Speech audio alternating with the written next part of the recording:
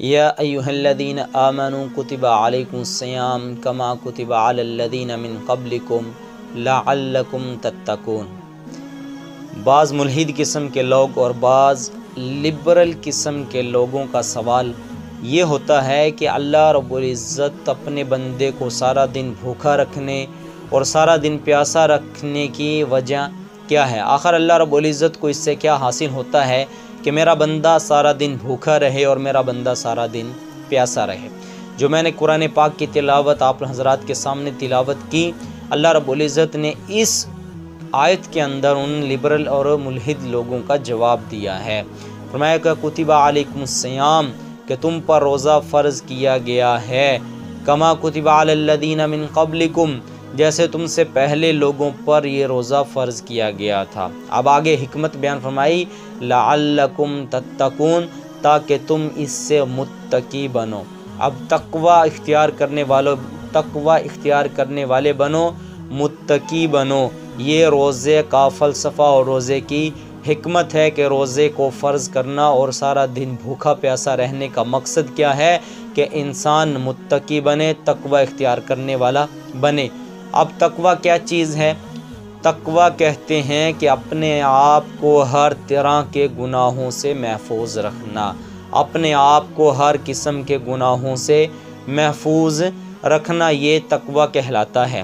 لہٰذا حضور صلی اللہ علیہ وسلم نے ارشاد فرمایا کہ ایک انسان سارا دن بھوکا رہتا ہے اور سارا دن پیاسا رہتا ہے، لیکن اپنے آپ کو گناہوں سے نہیں بچاتا، اپنے آپ کو گناہوں سے نہیں بچاتا، تو لہٰذا اللہ رب العزت کو اس کے بھوکا رہنے اور پیاسا رہنے سے اس کی کوئی غرض نہیں ہے۔ لہٰذا روزے کے اندر روزے کا مقصد صرف بھوکا رہنا اور پیاسا رہنا روزے کا مقصد نہیں ہے، بلکہ روزے کا مقصد یہ ہے کہ روزے کو کمال درجے تک پہنچانا اور لوگوں کے اندر گناہوں سے بچنے کی صلاحیت پیدا ہو۔ اس لیے کہ انسان کے دو دشمن ہیں، ایک نفس اور دوسرا شیطان۔ اب بظاہر ان دونوں میں سے کون سا دشمن انسان کا سب سے بڑا دشمن ہے، شیطان یا نفس؟ بظاہراً یہ معلوم ہوتا ہے کہ نفس جو ہے یہ شیطان سے بڑا دشمن ہے۔ کس لیے؟ کیونکہ شیطان کو گمراہ کرنے والا بھی اس کا نفس تھا، شیطان کو شیطان بنانے والا بھی اس کا نفس تھا۔ لہٰذا معلوم ہوا کہ نفس جو ہے یہ شیطان سے بڑا دشمن ہے۔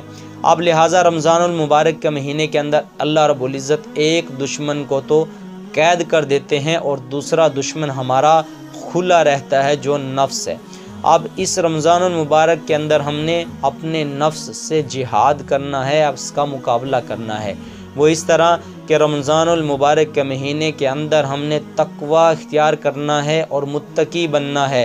انسان متقی کس وقت بنے گا؟ صرف بھوکا پیاسا رہنے سے انسان متقی نہیں بنے گا، بلکہ جب انسان بھوکا بھی رہے گا، روزہ رکھے گا اور پیاسا بھی رہے گا اور اپنے اعضاء کو بھی روزے کی حالت کے اندر رکھے گا، تو اس صورت کے اندر انسان پرہیزگار بنے گا اور رمضان کے بعد بھی انسان اپنے آپ کو گناہوں سے بچنے کی صلاحیت اور قوت اپنے جسم کے اندر پیدا کر سکے گا۔ لہٰذا اب روزہ رکھنا ہے تو آنکھ کا بھی روزہ ہے، کان کا بھی روزہ ہے، ناک کا بھی روزہ ہے، زبان کا بھی روزہ ہے، سوچ اور دل کا بھی روزہ ہے، ہاتھوں کا بھی روزہ ہے اور پاؤں کا بھی روزہ ہے۔ اب آنکھوں کا روزہ کیا ہے کہ اپنے آپ کو حرام چیزوں سے بچانا، کہ کوئی حرام چیز ہم اپنی آنکھوں سے نہ دیکھیں۔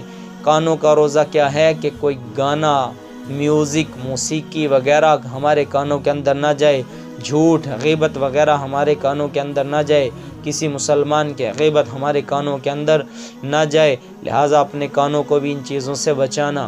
زبان کا روزہ کیا ہے کہ زبان سے جھوٹ، غیبت وغیرہ کسی مسلمان کی نہ نکلے، لغویات، فضولیات، گالی گلوچ ہماری زبان سے نہ نکلے، لہٰذا یہ زبان کا روزہ ہے۔